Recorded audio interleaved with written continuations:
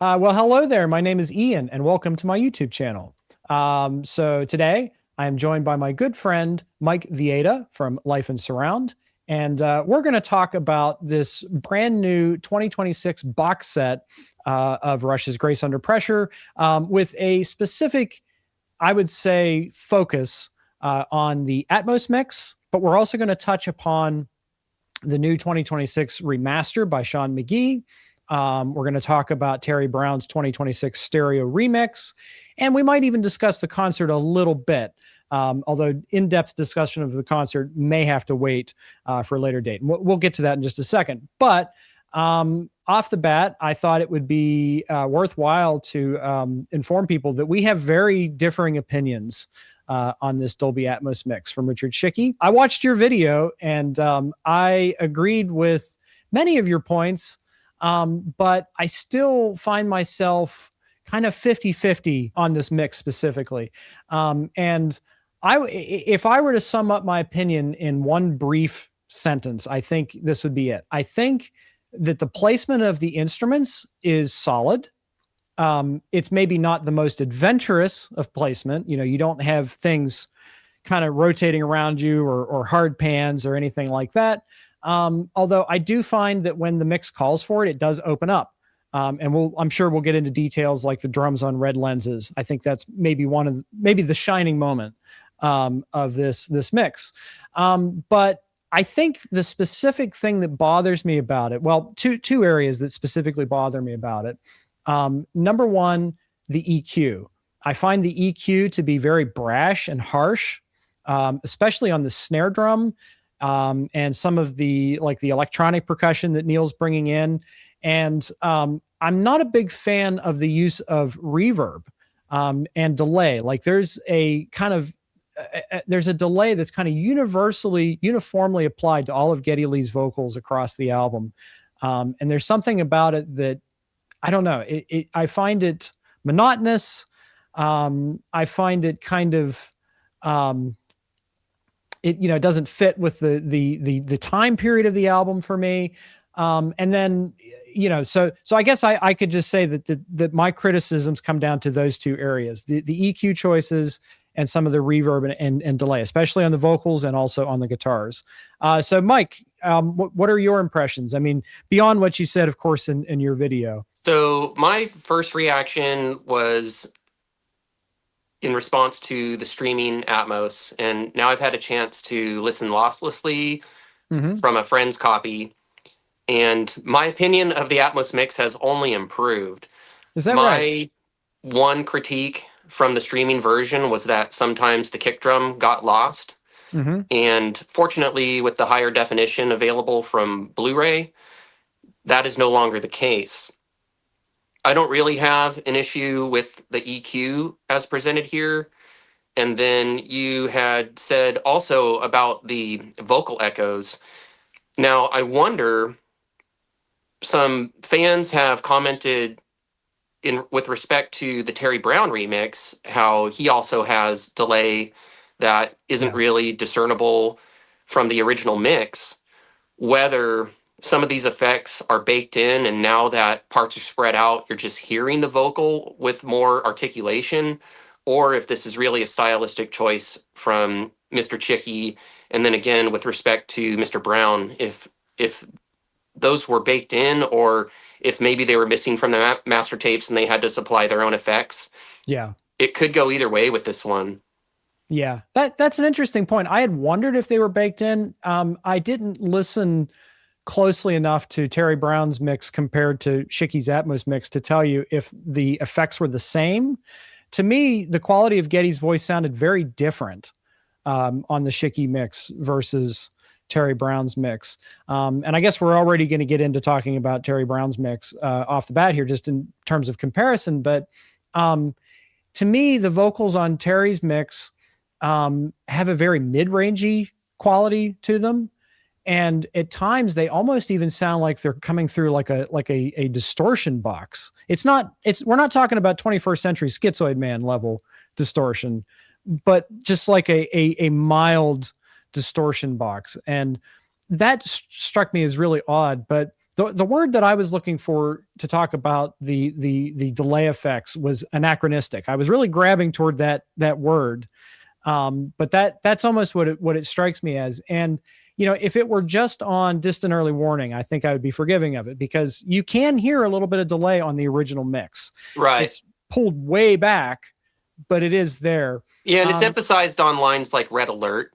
Yeah, sure. So I'll just tell you this from the diehard fans listening experience. Like, I grew up on the LP and the Atomic CD, both of which you can see back there. And, I love Rush, and I know these albums, and I am deeply grateful when a remix pays homage to the original vibe. Yeah. And as I said in my first reaction, Richard Chycki's remix really sounds like Grace Under Pressure to me. Now, that being said, there's a moment here or there when a Getty vocal delay does come through that I was not familiar with. But I'm also hearing sound effects that were buried and all kinds of like keyboard parts, like during After Image, that middle section that has the guitar swells and the keyboard explorations. There are these like keyboard parts that are like, no, that I like never knew were there. Yeah. And it just adds this like sense of loss to the track. Now, Grace Under Pressure by design has a cold sound. It's an album that is inspired by the fear of the Cold War.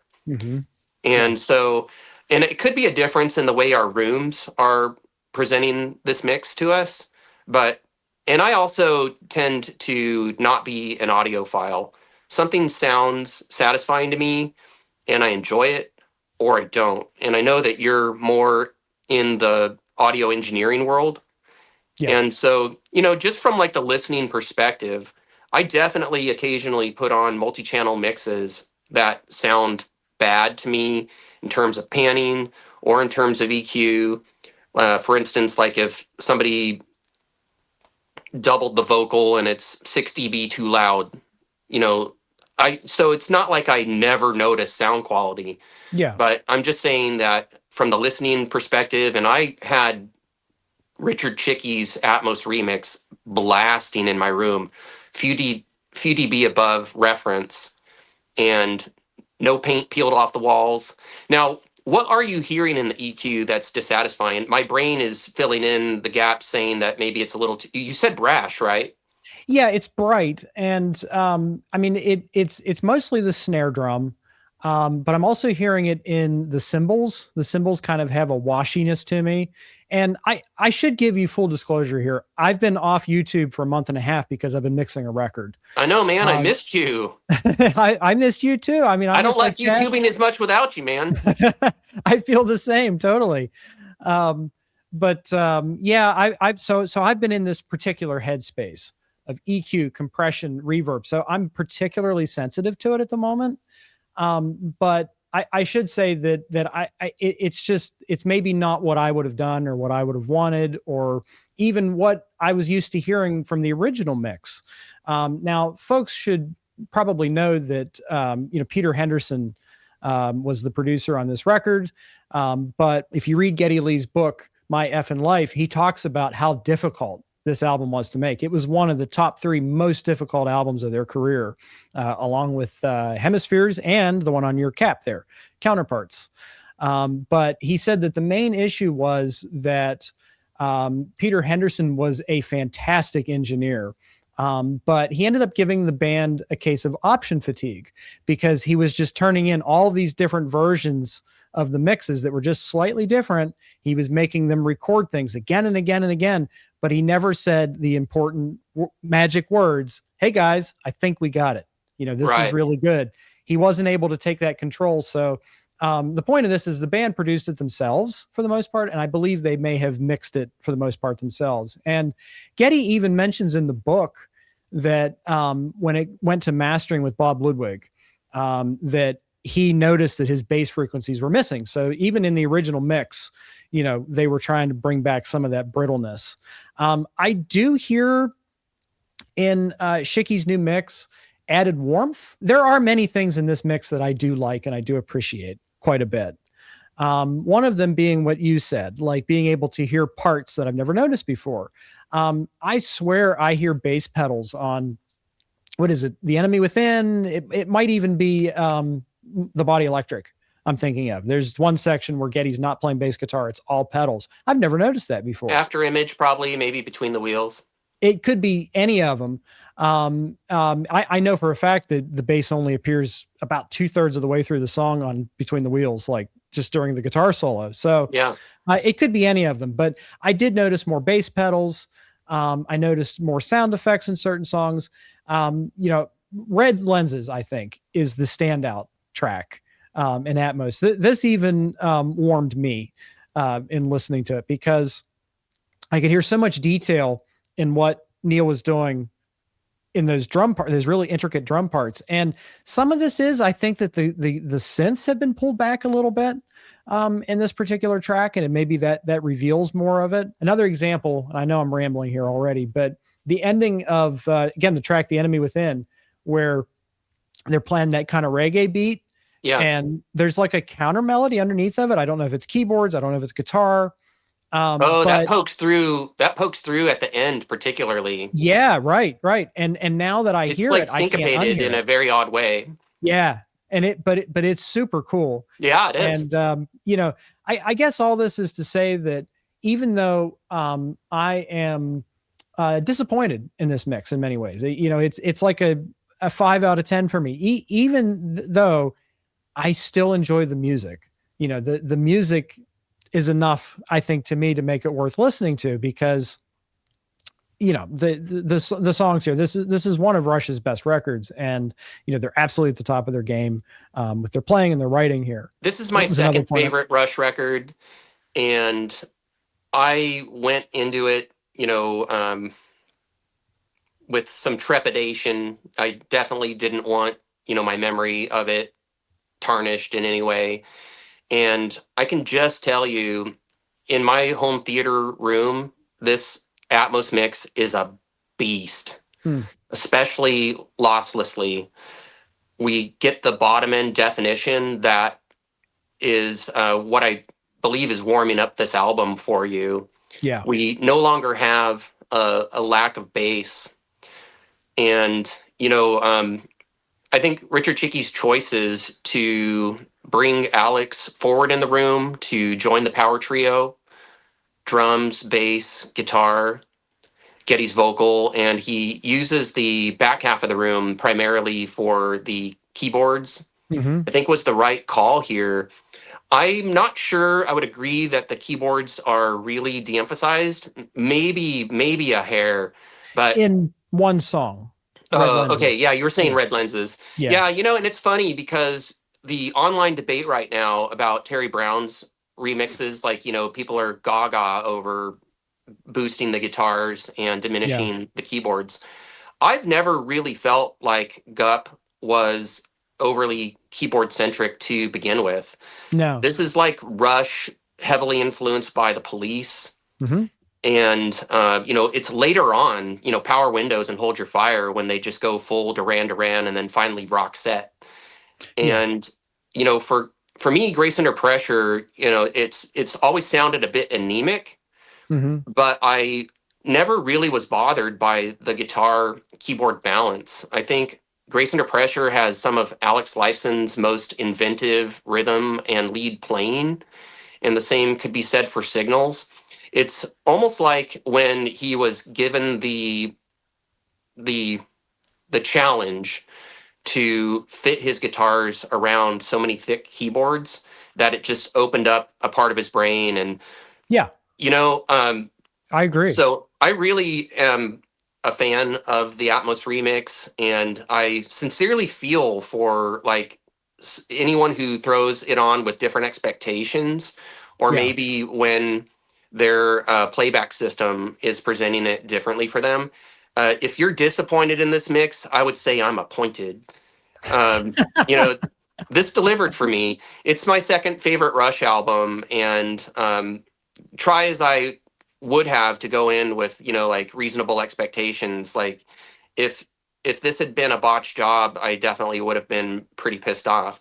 Yeah. Now, so let's talk about the Terry Brown remixes, where I'm sorry, I love Terry Brown, and Yeah. I love his remix work all the way up to, like, Moving Pictures 40th, where he did the live remixing for the entire 1981 show, and then for um, Permanent Waves, we got some partial show, and I I am in love with those mixes. And we come into the Grace Under Pressure era, and they let him remix the album, and then he did all the mixes for the live material.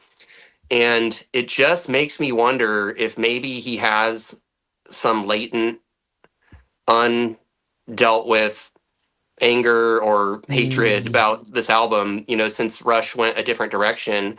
I could really, really understand if, he went into, 1983, 1984, feeling like a member of the group, and then, suddenly, like, ruthlessly displaced. Mm. Because, I mean, let's face it, the golden era of Rush is Terry Brown work. Sure. Some great points there, honestly. And I was reading through My F and Life earlier today, and Getty actually talks about the meeting with Brune when they decided to let him go, and also to kind of go back to a previous point you had as well. The band felt, well, I should say, Alex felt diminished by the previous album, Signals, and he felt like the synths were coming too far forward. And going into Grace Under Pressure, the band knew that Terry Brown wasn't happy with the direction, but at the same time, they also wanted to include Alex more. So they talk about flying Terry Brown in, and it's the conversation starts off normal, inside jokes, playing around, and then, oh, by the way, we've decided to move on without you. And the way that Getty describes it, Terry Brown's attitude was, well, I wasn't too happy with the direction anyway. I wanted to bring the guitars trio, that the trio format. I wanted to bring that forward, de-emphasize the keyboards, and the guys simply wanted to grow.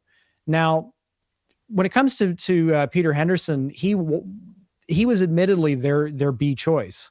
The people who were considered were like Trevor Horn, which would have been Oh my God, Lillywhite. Steve Lillywhite, who apparently blew them off to produce Simple Minds. Yeah. But I am interested in alternate history where Trevor Horn may have produced this album. I think that would have been super interesting, especially in light of Steven Wilson's Frankie Goes to Hollywood and ABC mixes. Back to your point, I don't know, because it certainly feels like the keyboards are de-emphasized on many of the tracks, but not all of them. Sometimes they're just about where they should be. Not all the tracks all the time, right? Yeah. It's like he picks and chooses. And, I had the comment earlier about the vocal timbre, the way that's processed, that I don't care for.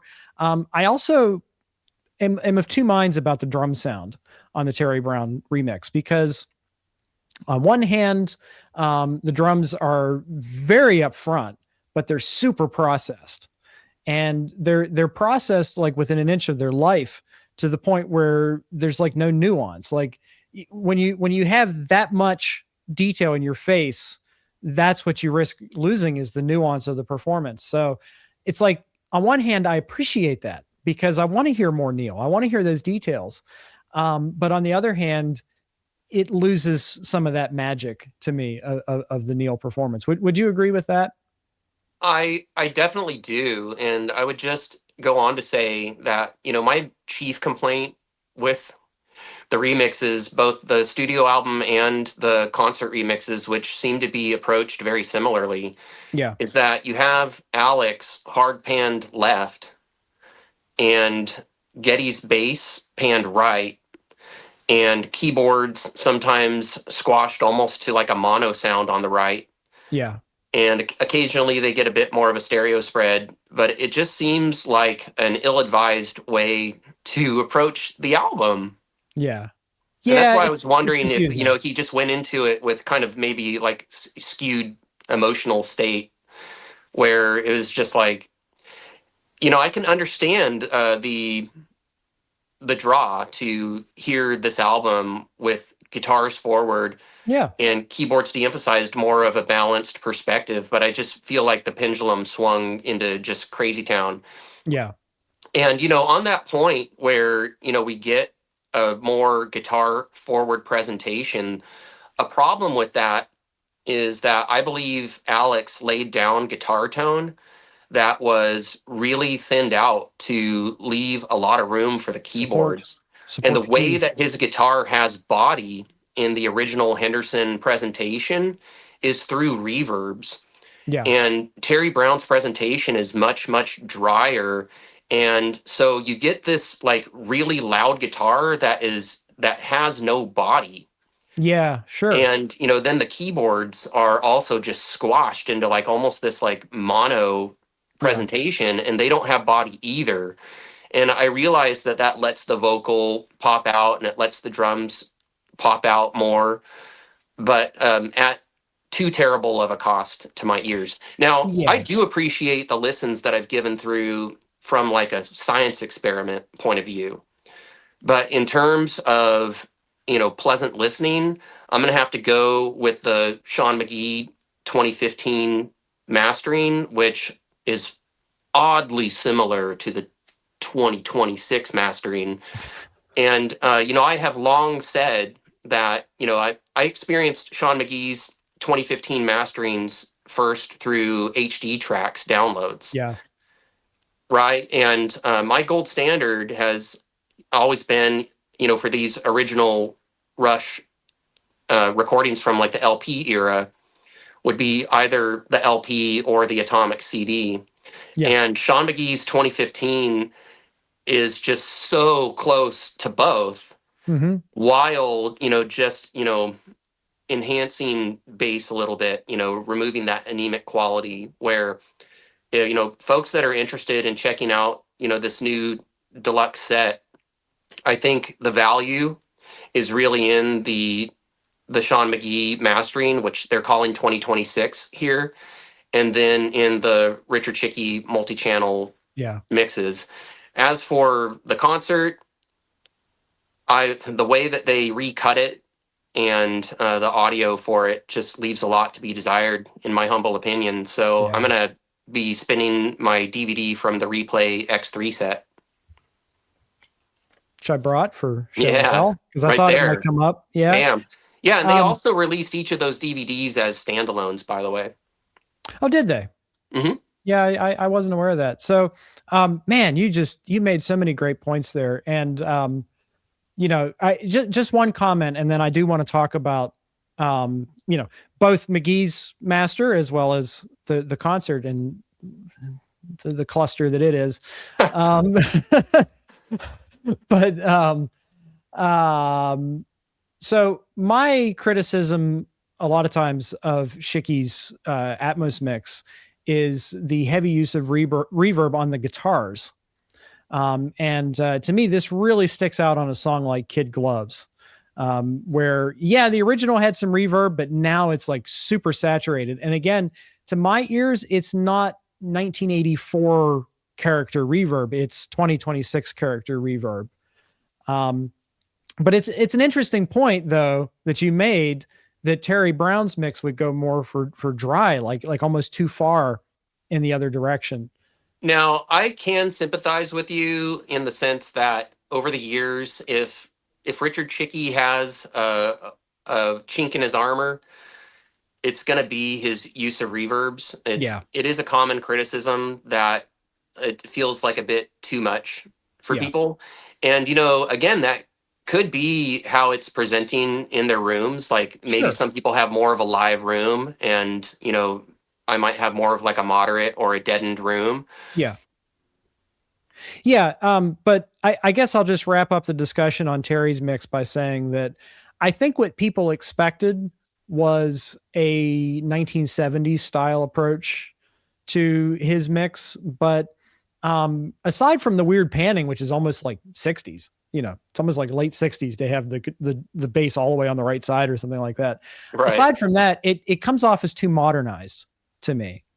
And am I interested in what Terry Brown would have done with the Grace Under Pressure record? Yeah, but in 1984. It would have been such a different record. Yeah, totally different record.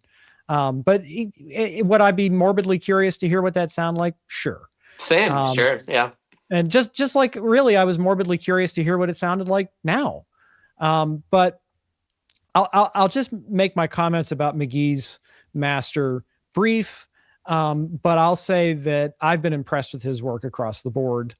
And the first time I think I heard one of his masters was the Moving Pictures master. And for years, I've been in love with the Mobile Fidelity Sound Lab gold disc. And if my immediate thought upon hearing Magee's master was, that doesn't sound too bad, my standards are really high. So yeah, he does great work. Now, in the case of this, I did compare his master directly to the Mercury Atomic CD. And my impression was that oddly, the Mercury Atomic disc seemed louder, which is usually not the case. Modern remasters never sound quieter than old masters, number one. But also, I noticed that a lot of the brittleness, that issue that I have with a lot of CDs of that era, but especially the Rush catalog of like the mid to late 80s, is that those CDs can be rather brittle. A lot of that brittleness had been replaced with warmth, like almost an analog warmth. And I would be curious, because I didn't get a chance to compare it to my LP copy. I'd be curious if he got it closer to the LP than the Mercury Atomic. But I'm pretty sure. Good work, Sean Magee. I'm pretty sure that he was mastering with LP in mind as his primary destination. Sure, but again, is it worth the $300 price tag just to get Sean Magee's master? No. And obviously, I didn't buy the box set. So I'm going off of streaming. But streaming in stereo is lossless anyway. So, Sean Magee's correct. remaster is available very affordably. Now, you just made a point about like the $300 price tag. Oh my God. Even if this box set were half the cost, it's just an unmitigated disaster. Yeah. It's a disaster. It's too expensive. It has a lot of material that's divisive and, in my opinion, just really ill-advised. Yeah. And, the concert, you've got scenes where the audio isn't any longer synced to the video. You've got recuts of video footage from like an alternate night or maybe the same night. And a lot of fan favorite moments are now missing, like the close-ups on the backdrop video. And, just the sound. I haven't had a chance to hear the 5.1 or Atmos of the concert yet, but at least for the stereo, it gets the job done. You can hear the band and the additional layers. You can hear the keyboards, the guitars, bass, drums, vocals, sound effects, but it just isn't a satisfying sound. And when you go back and compare it to even the lossy 5.1 on the DVD, like, there's the sound that I want. You're talking about Replay, of course. Yeah. The Grace Under Pressure live DVD. Yeah, if you go A/B, even the stereo to stereo, it's a much more satisfying experience from the DVD. No, I completely agree. And I did have the opportunity to check both the stream that's on YouTube, which is the Stereo Master, and it sounds really weird to me. And I know it's YouTube. YouTube is not known for great audio quality. But the thing is, you have the show mixed in pretty much the same way as the album. You've got Alex hard pan left, bass right. Keyboards are a little bit more evenly presented with the show. Yeah. And, I know that when you go to a concert, it's mostly a mono experience anyway, and it's a cacophony of sound all around. And depending on where you are, I like to sit like right near the soundboard because those guys are mixing for themselves. Yeah. you Well, can it's their get perspective. Yeah. you can get a bit of a stereo experience, but there's amplifiers and just, sounds bouncing around all over the place. And so, I tend to be like way less critical of live mixing than studio mixing, but even still, like I said, all you got to do is A B with the DVD or the VHS Yeah. mix, and I think you'll hear what I'm talking about. Well, you raise a really interesting point, because how do you mix a trio? Really, you want to mix a trio almost in mono, because you want the bass centered, unless it's 1967 and you're still experimenting. But you want the bass centered in a modern mix, number one. Number two, if you pan the guitar all the way to the left and have your bass center, it's going to sound weird. Right. So generally, you want a stereo guitar, and that's why most modern bands, I think, would double track guitars so that you have a stereo sound going. But in a live situation, you would want to mix, I think, the guitars, if not stereo, mono, and then you have keyboards. Well, where do you put those? I mean, maybe you might have a situation where the guitar is on the left and the keyboards are a little on the right, but if you justify them too distinctly from one another, it's going to sound unbalanced. I mean, I have tricks that I implement when I'm doing my mixes to try to create these sort of situations, but then you add the drums. Okay, so the drums are really the only element in a trio that I feel like can be mixed stereo, because right off the top of right off the top, your overheads, you can pan hard left and right, or even like at an angle or something like that. Right. Your snare, your kick drum, those are going to be centered, but your tom toms, you can kind of place those wherever you want them. So, it does raise the question of how well a band like Rush, a trio, can translate to stereo or multi-channel, for that matter. Now, we've heard Richard Chycki try it, and to varying degrees of success. We've heard Steven Wilson mix A Farewell to Kings, which he had his own approach, which was very interesting. But the point is, it's very hard, I think, to really anchor a live mix. And I think that the reason why this is successful is that it's mixed more like I'm describing, kind of a mono mix with the drums in stereo. Now, some Rush remixing, including studio, and there are some live examples. I believe it's R30 where I really noticed that. Was that Richard Chycki and Alex? Can't remember who remixed R30 into 5.1, but Alex is brought out into the room and he's really playing in the wings around you. And whether they did that with phantom centering and he's like really playing like right on top of you, the way that I have experienced like some of Richard Chycki's studio remixes is that Neil is in stereo, emanating from the front and spreading out into the surrounds with the toms and the cymbals, and then Geddy's vocal, Geddy's bass, dead center where they ought to be, kick drum, snare drum, dead center where they ought to be, and then Alex in the wings. And in the studio, that's definitely possible with multi-tracking, but then there are also like stereonic effects that you can apply as well. So I believe it was on R30 where I noticed that like Alex was out in the room with you, and that gave that separation for the mid tones, not competing with the drums and the vocals and the keyboards so much. Yeah. So there are ways to do it. And then you have Bob Clearmountain's mix of the UK live Blu-ray, where again, that's a trio, and he mixed them in like a triangular formation where one member's up front, one member's in the left surround, one member's in the right surround. So there are definitely like different ways to approach a trio live, especially when you have Rush, where really Geddy is supplying like a fourth member's parts. Yeah. Well, I will take the opportunity to discuss briefly the Atmos mix of the live concert, because it can be accessed on streaming. Although you and I are you're having a different experience than me. You're not able to access it, but somehow I am.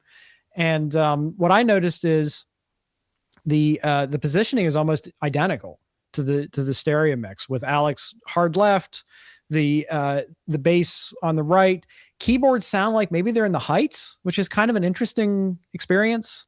Drums are spread out in the front, vocals in the middle. Getty's almost exclusively in the center channel. And then in the back, you have like the audience or room mics. So oftentimes you'll hear people kind of clapping and getting excited behind you. You're describing exactly what I feared.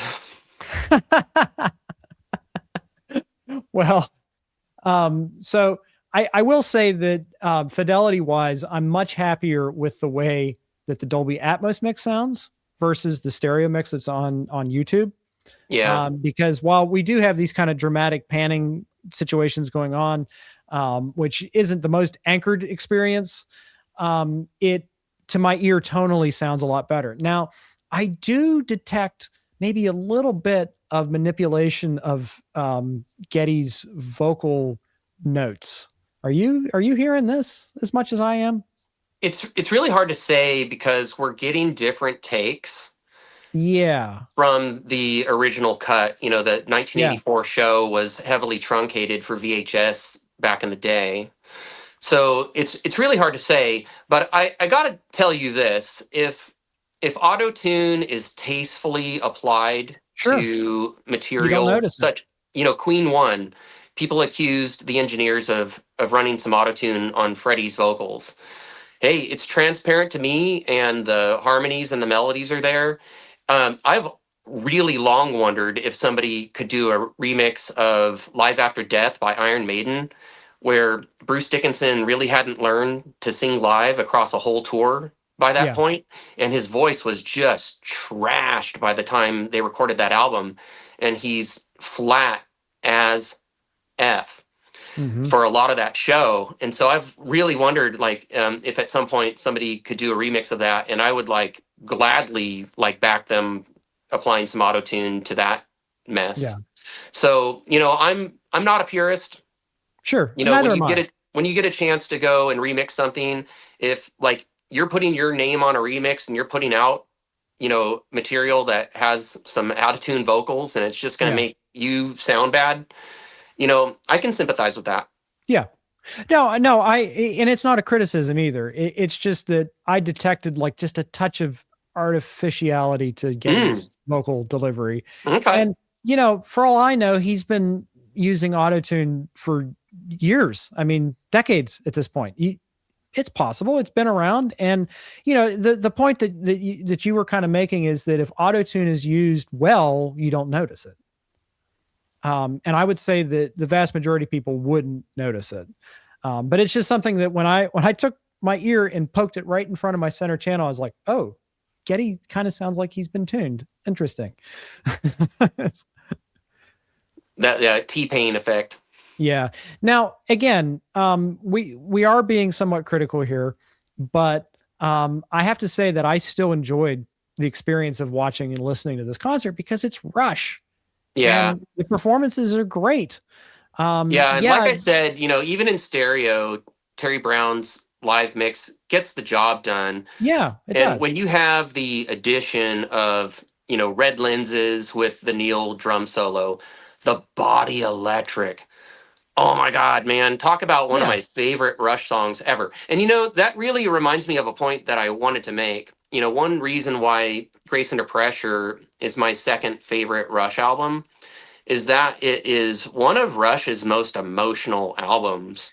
Yeah, it's dark. And that is just like so mind-boggling when you consider that it's inspired by the Cold War. You would think that it might have like a calloused kind of feel, but other than Vapor Trails, perhaps, like this is one of the most emotional records. Yeah. Not only do you get like the concern for your fellow man with Distant Early Warning, you get the lament over the loss of a dear friend with After Image. Yeah. For heaven's sakes, you get an account of Getty's family surviving the concentration camps of Nazi Germany with Red Sector A and Body Electric. You have Neil going sci-fi, but this cyborg is alive and it's scared out of its wits, and it's just trying to make sense of its existence, like all of us are. Like all of us, exactly. Yeah.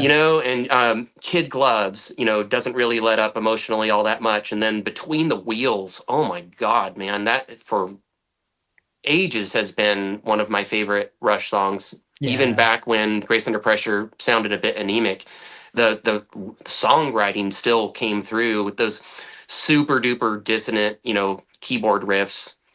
That's one that whenever they broke that out in concert, every single time the crowd went nuts. Yeah, and isn't Absolutely it? bananas. It's restored. It's restored here in the live cut, right? It was cut Yep. from the original 1984 tour Yeah. presentation. So, And on the whole, am I glad that we have the entire 1984 show? Sure. yeah. I've had entire 1984 shows for many years on recordings of indeterminate origin, is I believe what we're supposed to say. I have some recordings of indeterminate origin for every single Rush tour, Mm-hmm. including Caress of Steel. Mm. So I'm thrilled anytime we get more Rush from the Yeah. vaults. So, and the mixes get the job done. I just really question whether they could have been done even more excellently.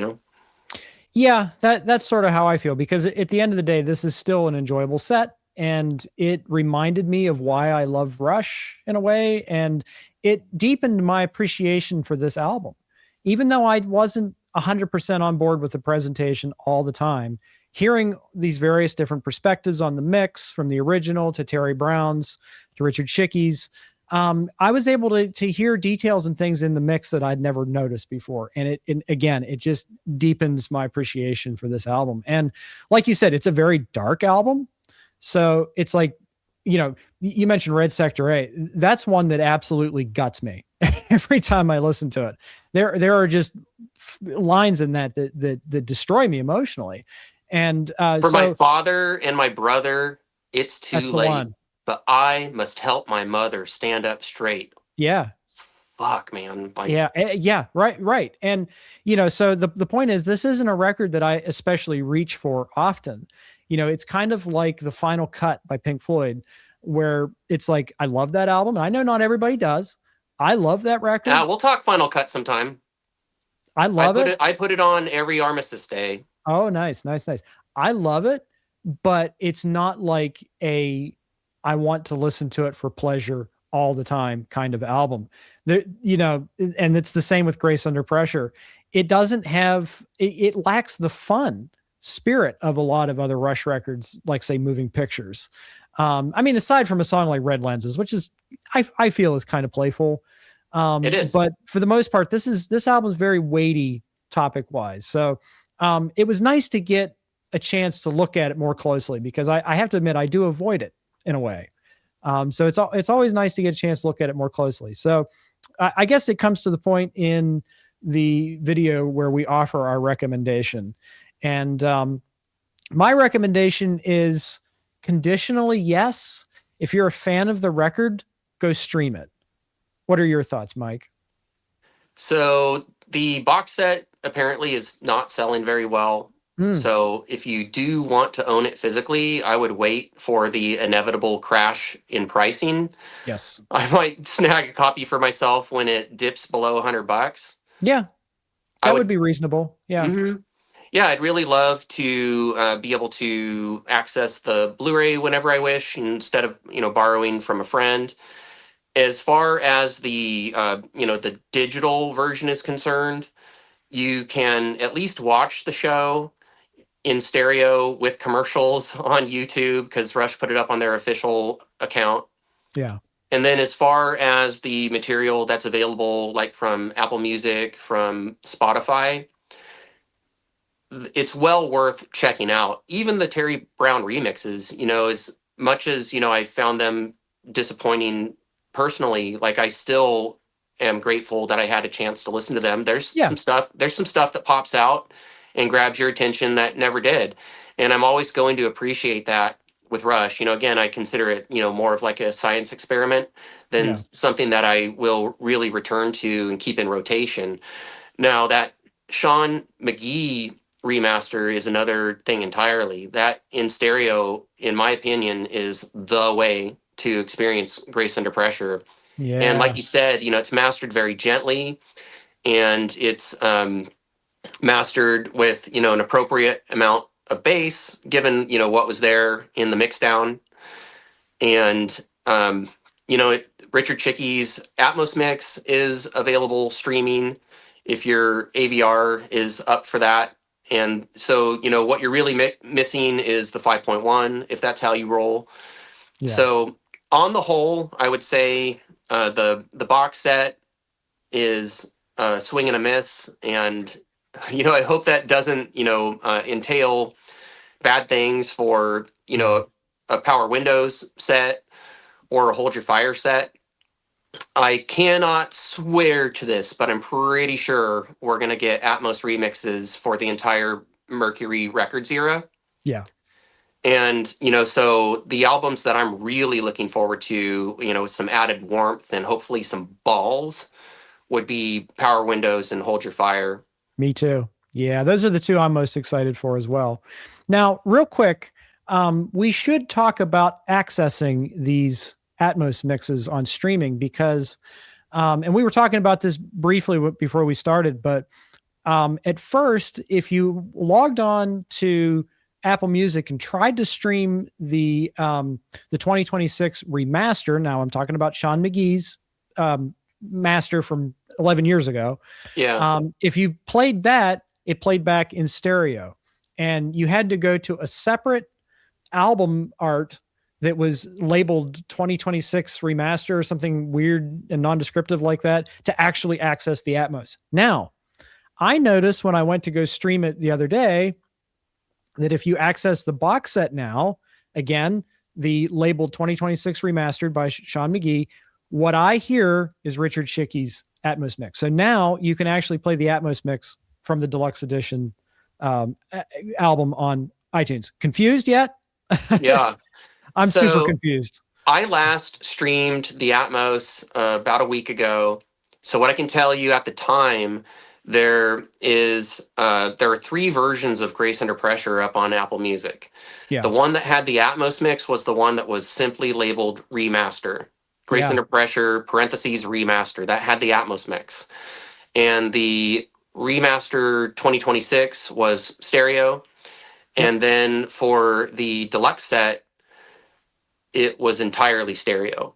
And so now you're saying that if you're on the deluxe set and you hit the live material, you'll get the Atmos. But yeah, you can access the Atmos mix of the live set on streaming, which on the day of release, I couldn't do that. And here's the other thing. I think it sounds perceptively better on streaming than it does on the stereo YouTube stream. So there you have it. That's not shocking. It's not at all shocking. But I just thought it was worth mentioning. And the fact that they uploaded the show with ads is really just kind of taking the piss on fans. I'm glad that they uploaded it, but like interrupting that show with ads is just like, why would you do that? Dude. Like, Rush isn't like heavily monetized enough at this point. I saw where somebody said, I just paid $2,000 for tickets for Rush, and now they're asking me to pay $300 for Grace Under Pressure. What is it with these guys?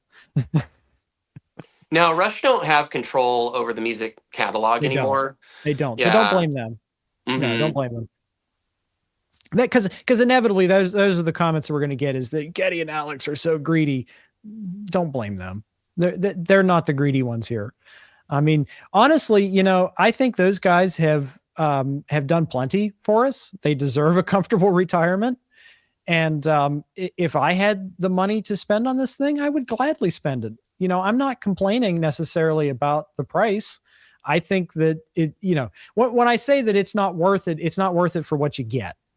It's worth supporting those guys. I think that they've earned the right to be comfortable and happy.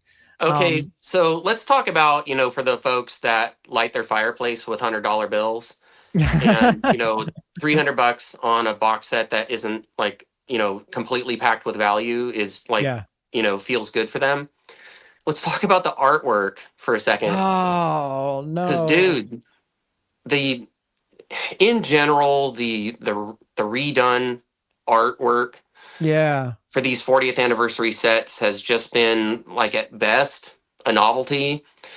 And at worst, like with the on-screen graphics for the Hemispheres Blu-ray and then the on-screen graphics for this one, I prefer to just listen with my eyes closed because Yeah.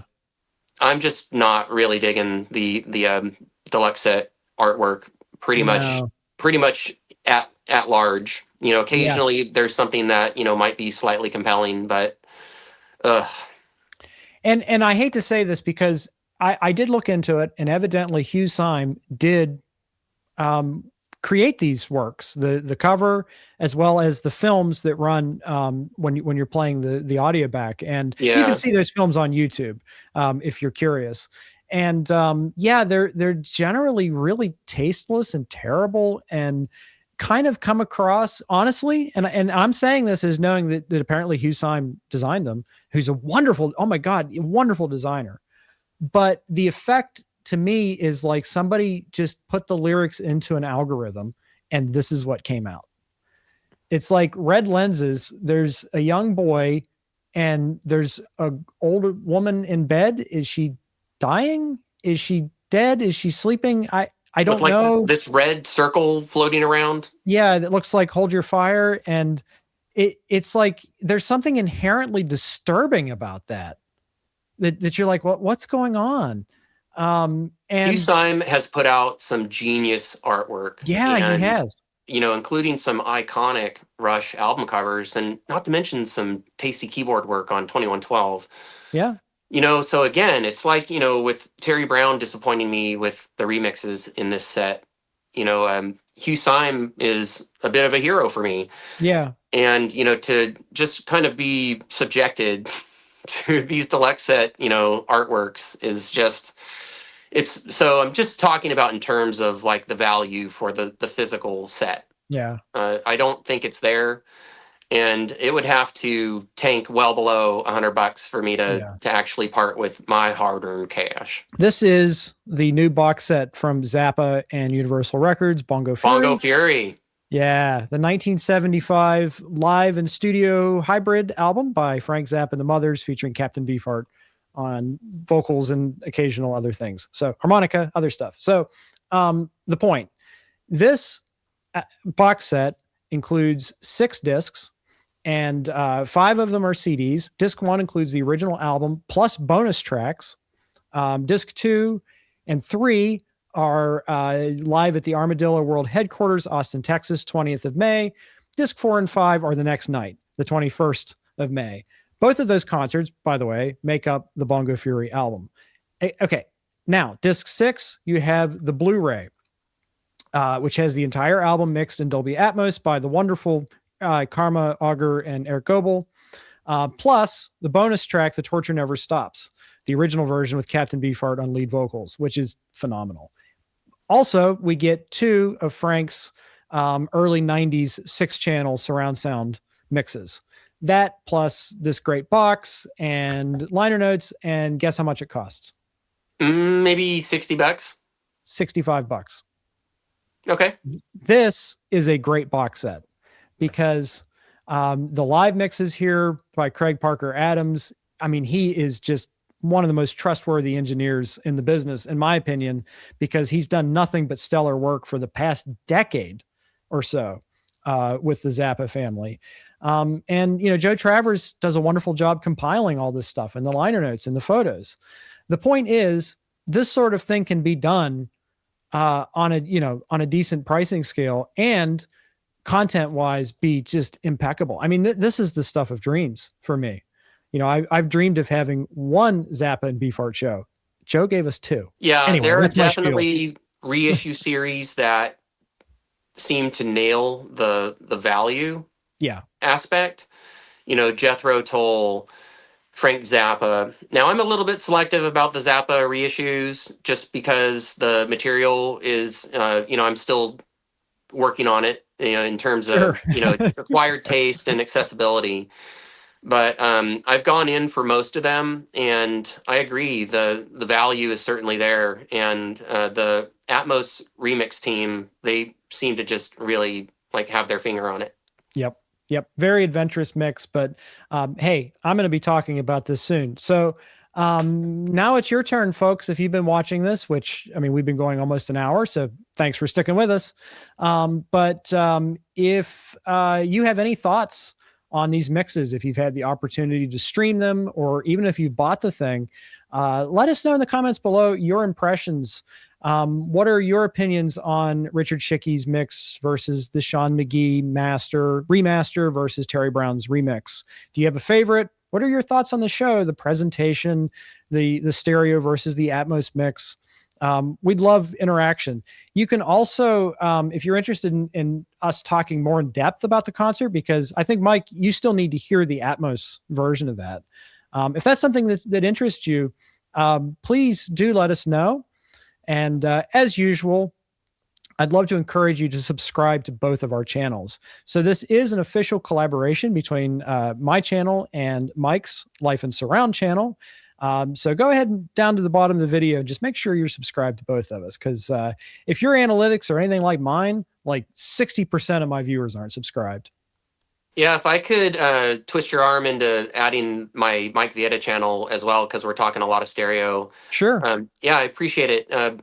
One value of doing these collaborations is just getting a different perspective, and I love hearing your what you're hearing from, and so there's value there. But then also in terms of, like when we are able to present a video to a different set of subscribers, I really appreciate it.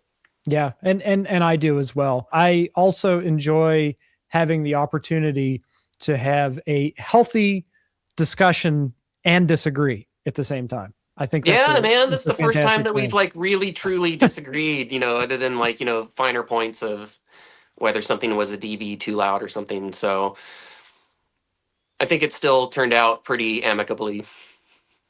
Good stuff. And also, we are going to talk about Steven Wilson's Hand Cannot Erase Atmos mix. So again, subscribe, make sure you don't miss that, because I'm really excited for that. I can tell you I'm just as excited. In my opinion, Raven and Hand are Steven Wilson's 1-2 punch. Yeah.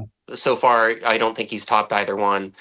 And they're just so different from each other that, I really went into Hand Cannot Erase like biting my nails because I loved Raven so much. And like it not only didn't disappoint, it was just like, kind of like moving pictures to signals. I love both, even though they're just so different. And I love that they're different. So the Hand Cannot Erase 5.1 is already a gold standard for surround. And I have zero doubts that the Atmos is just going to be a gem of collections, and it's just going to suck me even deeper into an album I already love. Well, super. I want to thank you, Mike, for joining me today. And I'm going to leave an Amazon link in the description to the Grace Under Pressure box set. And if you do purchase that, it does help the channel in a very small way. So I just want to make people aware of that. I think we're going to sign off. So thanks everybody for watching. And hopefully you'll hear us talking about Steven Wilson very soon. So thanks, Mike. A pleasure as always. And thanks, Ian. Can't wait to find you on a StreamYard call soon. So take care, my friend.